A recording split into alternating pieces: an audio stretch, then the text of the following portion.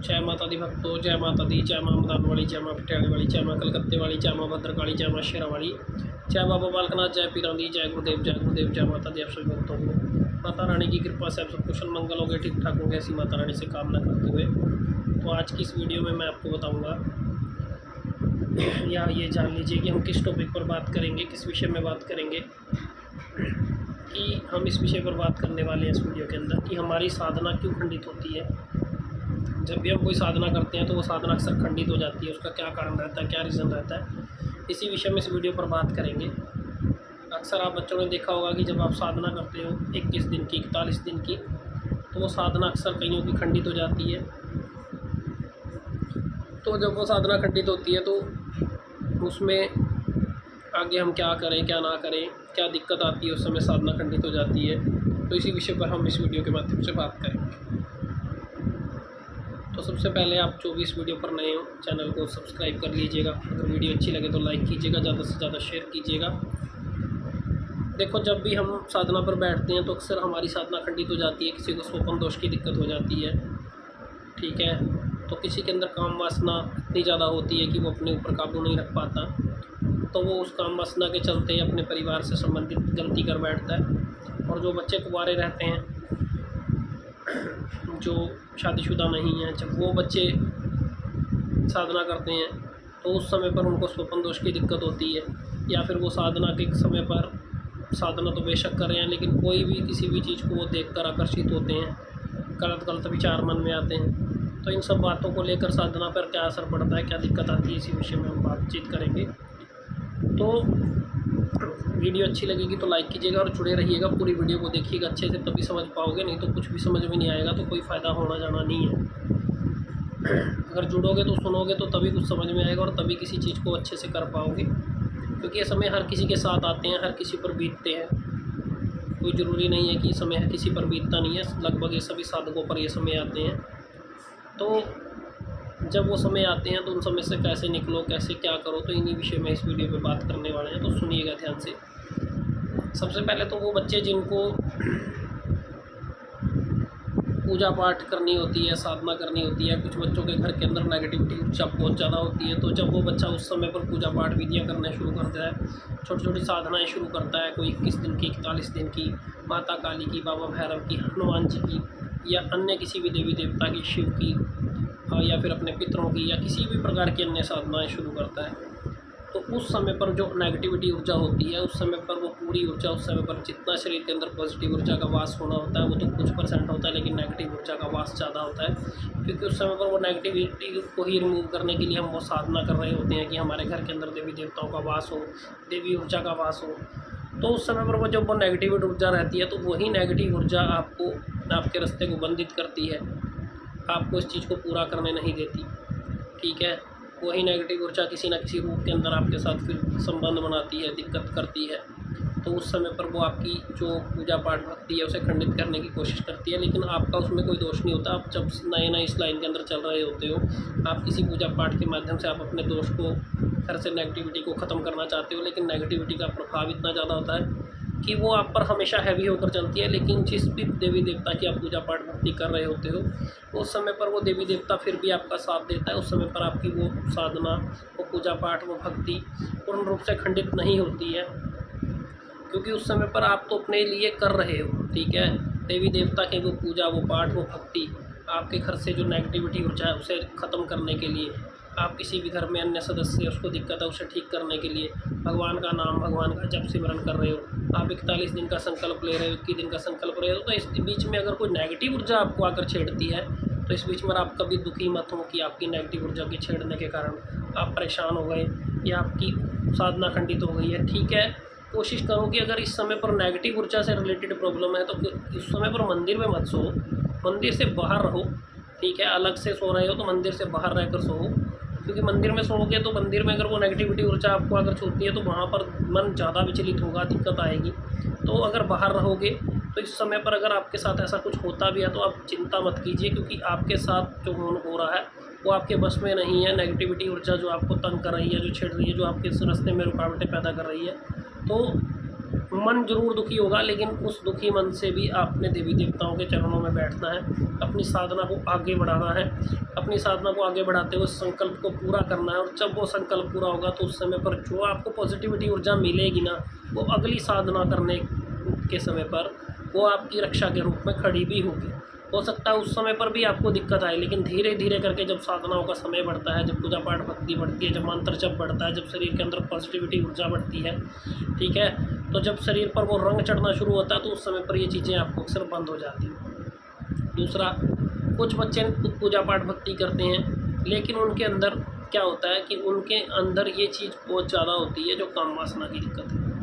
ठीक है। उन बच्चों का पूजा पाठ में तो ध्यान है, वो सुबह शाम का पूजा पाठ करते हैं और उस समय वो कुछ और भी सोच रहे होते हैं कि हमें गद्दी लगानी है, हमें देवी देवता को प्राप्त करना है, हमें पुच्छा देनी है, हमें जन कल्याण करना है, लेकिन कहीं ना कहीं वो अपनी काम वासना पर भी अपना नियंत्रण नहीं कर पाते हैं। तो उनका क्या होता है कि उनके बेशक पूजा पाठ करने वाले हैं, लेकिन उनके मन के अंदर हमेशा गंदे विचार, किसी को देखना, गलत नज़र से निहारना, किसी को देखकर अपने मन के अंदर गंदे विचार पैदा करना।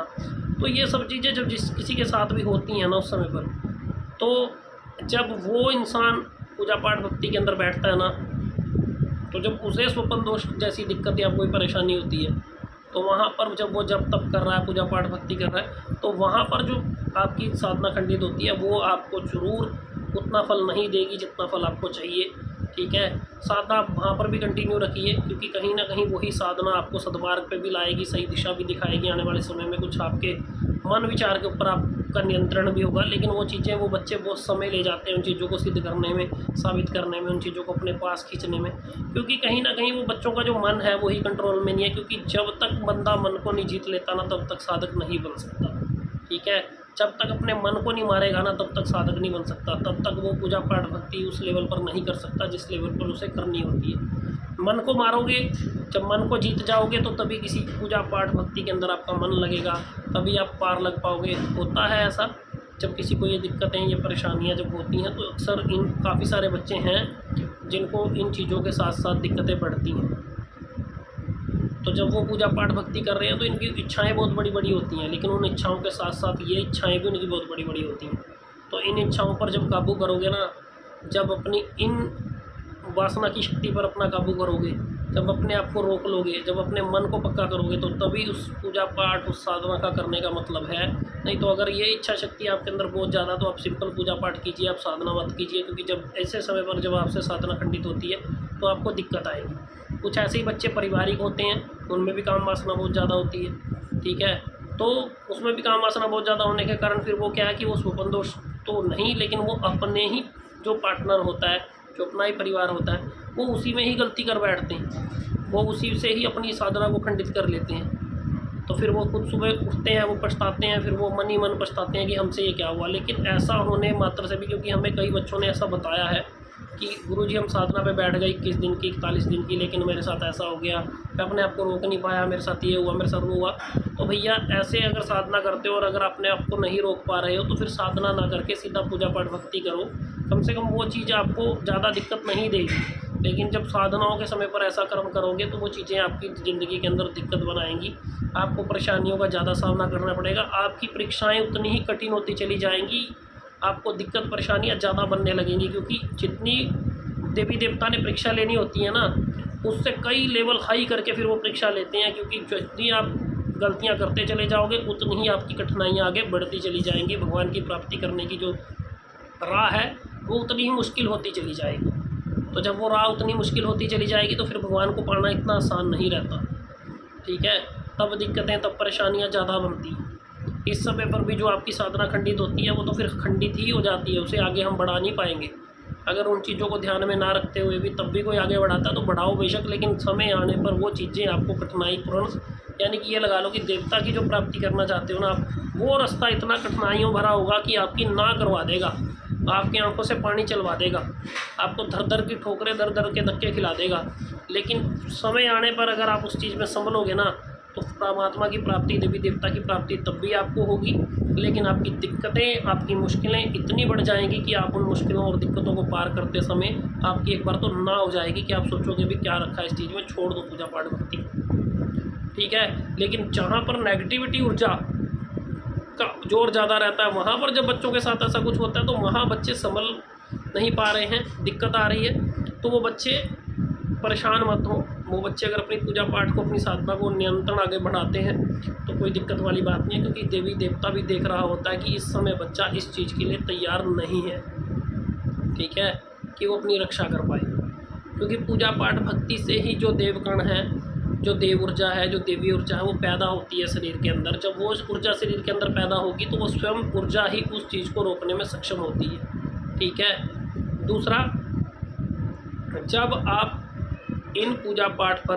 पूरी तरह से जब अपने मन के ऊपर नियंत्रण कर लेते हो तो तभी आप इस पूजा पाठ में सफल हो पाओगे, नहीं तो कभी भी आप इन चीज़ों को लेकर अपने आप को सफलता की तरफ नहीं ले जा पाओगे। और पूजा पाठ के समय कुछ बच्चे, जब जिनकी भक्ति, जिनकी पूजा, जिनकी पाठ सच्चा होता है, जिनकी साधना सच्ची होती है, जिन्होंने उस कर्म को करने के लिए अपना पूरा तन मन, पूरा अपना जो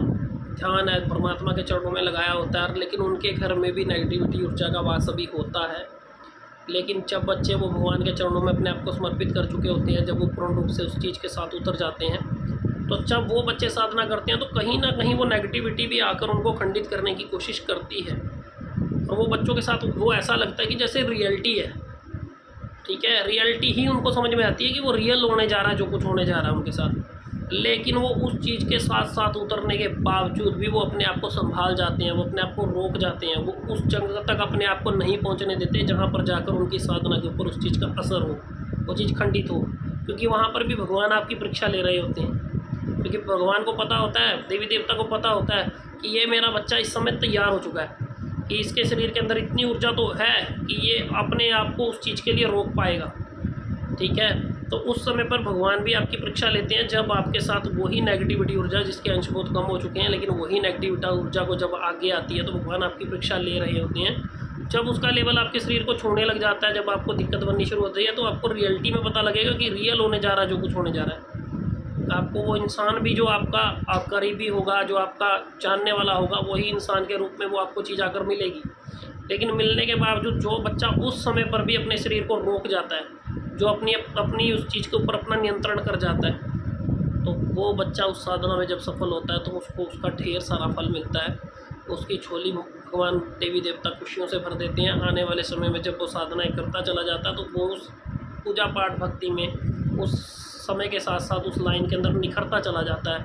तो वो चीज़ उसके ऊपर पूर्ण रूप से कार्य करने लग जाती है। फिर वही चीज़ आगे चलकर देवी देवता की ऊर्जा वचनों के अंदर, किसी की पूछा देने के अंदर, किसी के ऊपर कर्म करने के अंदर, किसी को कल्याण करने के अंदर वो चीज़ उसके साथ पूर्ण रूप से वर्क करती है। आने वाला समय वो संभाल लेता है। तो फिर वो जब वो समय संभाल जाता है, जब वो पूजा पाठ की विधियाँ संभाल जाता है, सब कुछ करना सीख जाता है, तो फिर आने वाले समय में देवी देवता धीरे धीरे करके उसको ज्ञान की तरफ ले जाना शुरू कर देता है। तो ये सबसे मेन अहम अपनी ज़िंदगी के तत्व रहते हैं जिनसे हमें बाहर निकलना होता है। क्योंकि जब पूजा पाठ भक्ति, जब भी आप साधना पर बैठोगे तो आपकी साधना अवश्य खंडित होने का पूर्ण चांस रहेगा। लेकिन जब आप इन चीज़ों के ऊपर पूर्णतः अपने आप को समर्पित करके पूजा पाठ भक्ति में उतरते हो, जब आपका जो मन है जब उसको काबू में कर लेते हो, जब भगवान के चरणों में आप वो दिशा पकड़ लेते हो, तो फिर जाकर ही आपकी ये जो चीज़ें हैं आप इन पर भी जीत पा लेते हो, आप इनसे भी बाहर आ जाते हो, ठीक है। तो उम्मीद करता हूँ कि आप सबको मेरी वीडियो अच्छी लगी होगी। अगर अच्छी लगे तो वीडियो को लाइक करना, अगर जानकारी अच्छी है तो इसे शेयर करना, और ज़्यादा से ज़्यादा शेयर करने के बाद चैनल को सब्सक्राइब ज़रूर कीजिएगा, ठीक है। इसी के साथ जय माता दी आप सभी को, जय माता दी। माता रानी आप सबको खुश रखे, आमदन की भंडारे भरे, माता रानी आप सबकी झोलियाँ भरे, जय जयकार करा कर रखे माता रानी आप सब भक्तों की। जय माता दी आप सभी को, जय माता दी, जय माता दी, जय माता दी।